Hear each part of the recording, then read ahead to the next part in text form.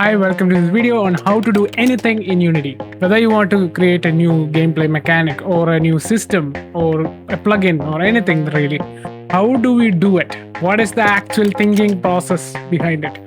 How do we eliminate our dependency from watching tutorials, which includes my own channel? How do we do that? Welcome to 100 Tips in Unity. This is episode 13. So as you can see, I'm in Unity here. And let's say I want to add something new. How do we do this? Let's say we're building something like an experience system. Okay. The player should level up as the game progresses. How do we go about doing it? So firstly, you would type out in Google, right? AI overview exists, which will help us a lot in our problem solving things and coding and stuff like that. But how do we actually come up with an actual system in place? How do these tutorial guys, including myself, do this thing? So today I want to introduce to you one particular tool that will really help you out. And that is MS Paint.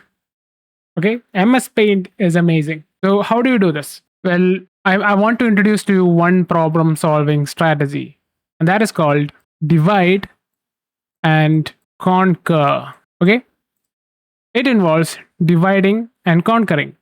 So you have a problem and then you divide it into smaller problems.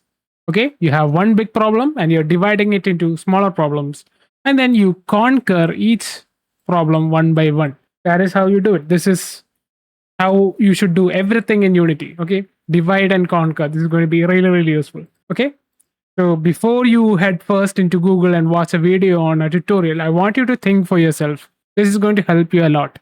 Okay, I want you to open MS Paint or any other program and then draw things out. For example, we want a player XP system, right?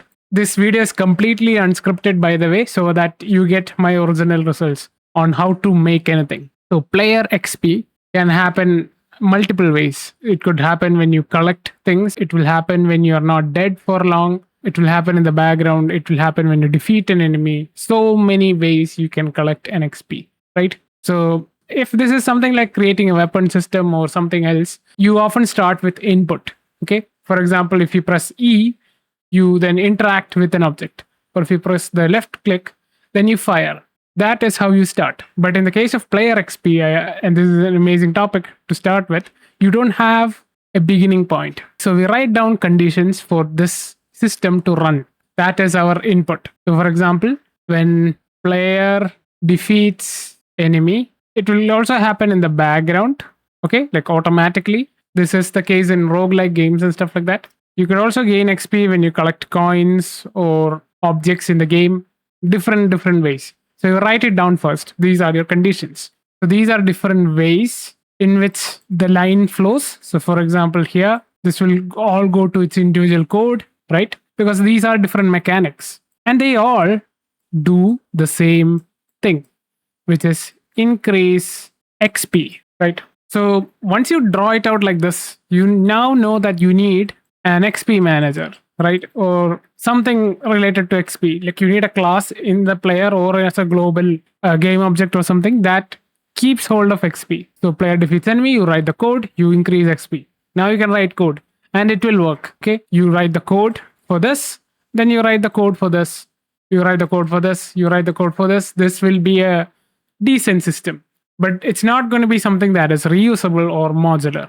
Why? Let me get to that. Okay, this is because of the flow. If your flow looks like this, it is mostly bad due to a concept called coupling. This class is coupled with this one, which is coupled with this one. So you introduce a hierarchy of coupling, which is bad. One way to solve coupling would be to create either an in-between class or to use an interface. And in our case, I want you to be familiar with both these things. Okay, introducing an in-between class or introducing an interface. Both of these things would work. So what do? We change the way order works, meaning we need the first or maybe even the second coupling, but then we inverse the direction. Okay, so maybe there is coupling here that may be avoidable or may not be avoidable, but we are stopping that hierarchy here and let this thing stop coupling by inverting this line. So what do I mean by this? Let me actually show you an example. I've created a couple of classes. One is called background XP edition And the second one is an enemy class. Okay, so we can create a death function which says enemy dies and then XP gained. And in the background XP addition, I've created a simple coroutine which contains a while true loop where we wait for 5 seconds and then gain the XP. In such cases, you also need to handle the exit conditions for such an infinite loop. Okay, we are willingly creating an infinite loop which waits between each iteration of the loop. Okay, so you should handle an exit condition. I'm just going out for an example. And let's say we created a player XP system which contains a public int experience. Okay, and now how do we increase this thing? We can get a reference to the player XP system directly and then do it. But this creates coupling between enemy and the player. We don't want that. So how do we solve this? Like I said, you can use an interface or you can use an in-between class. And interface is a lot more weak because you still need direct references. For example, let me just create a public interface, IXP contract. I don't know what I should name it, but let's say I created something like this, which contains a function called public void add XP, which takes in an int XP. All right. And let's say this class inherits IXP contract. Okay, so you could have multiple XP systems. You can use the same interface for something else entirely. Okay, maybe you could have a cursed XP or something like that. That is different from the normal player XP. So now you can implement this interface and say this dot XP plus equals XP, something like this. And you can do your own work. And inside enemy, you can create a public, instead of directly referencing the player XP system, you can say IXP contract, and let's say contract. Here, when you gain the XP, you can say contract dot add XP 5. There we go. And this is one way to do it. The same goes with here. You can reference a contract, and then you can gain an XP here. But what is the problem with this? This is a public IXP contract. Okay, meaning there won't be, first of all, any scene references. Even if there is a scene reference, it is still direct coupling in the scene level. It's not coupling in the code. Still, you'd have to handle things like how do we find this contract? You might have to find game object with tag or something like that. That is still coupling, right? So how do we bother with finding a solution for this? And that is something called game events. All right, let me undo all of these things. What we're going to do is create a game events class. And here we're going to say public static. So this is going to be a static class. Okay, action int. Let's call this on XP changed, or it's better to call it request or something like that. On XP request. This is not going to be mono behavior, and game events will be located here. Okay, so I hope this makes sense. Everything is connected to the game events and not the other way around. So now here we can simply say game events dot on XP request dot invoke, and we can pass in, let's say, 5. This is it. So now we are requesting game events to invoke something from the enemy. The same goes with background XP. We can simply say game events dot on XP request dot invoke. This time let's add 1 XP. Okay, you can also serialize these things here. This is just for an example, and I'm recording this unscripted. So yeah, and then in the player XP system, inside start, we can say game events dot on XP request plus equals add XP, and that is it. Now everything is communicating, but the player doesn't know about the enemy doesn't know about the player, the background XP doesn't know about the player. Everything knows only about game events. Okay, just to test if it works, we can create a context menu attribute on top of this called death. Okay, now just to show you that it works, I've created 2 game objects, one called enemy and one called player XP system, which contains the respective classes. Remember that the subscription happens on start and not on the edit mode. We need to be playing the game for this example to work. Now when we start, XP is 0. Enemy, we can click on the 3 dots and click on death, and then now the XP changes. Okay, I can click on this, another enemy dies, player's XP increases. So now you have very working player XP system. And this is just the class groundwork, right? Now you can have different types of XP gains, and everything is using one static class. So you may be worried about static. Like, it is a freaky thing to work with, especially on mobile. But the thing about static, when you create static classes, is you shouldn't save anything that needs to be saved. For example, states. Static is mostly used for helper methods and stuff like that.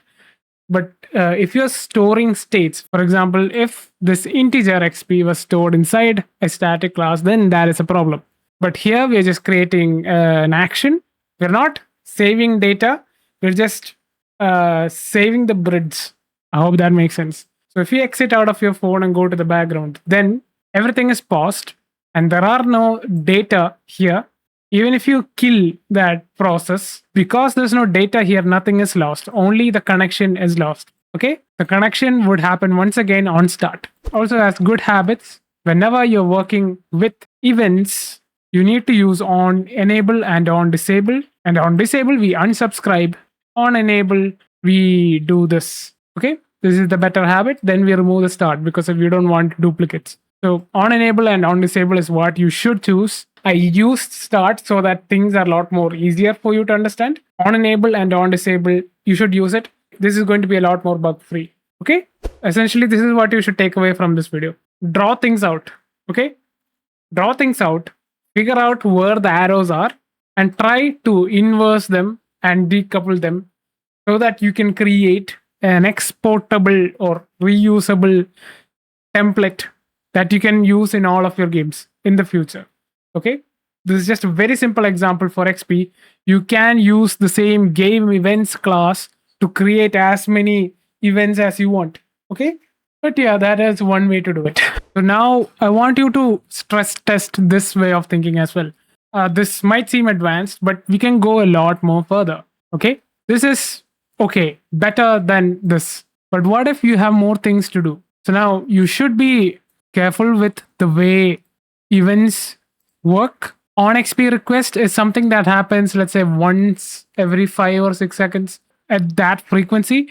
Let's say if it was something that happens every frame, then you shouldn't probably create a static action for it, but instead you should create an external class for enemies, like enemy manager, that deals with it. For example, let's say enemy movement, right?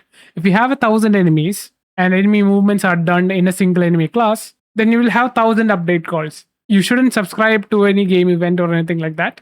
But instead, you should have an enemy movement manager or something that calls one single update that updates the movement of all 1,000 enemies. Okay, this is basically how dots work. Like, you batch all the mathematics together so that it's a lot more faster. So just be careful when you're working with frequency, when you're working with static actions. Okay. And yeah, don't worry too much about the number of subscriptions. Like, let's say you have 1,000 or 10,000 enemies. References are just a few kilobytes in memory. So don't worry too much about it. But yeah, you should be careful, mostly with the enabling and disabling. This is something that you will forget to do. So make sure to do that.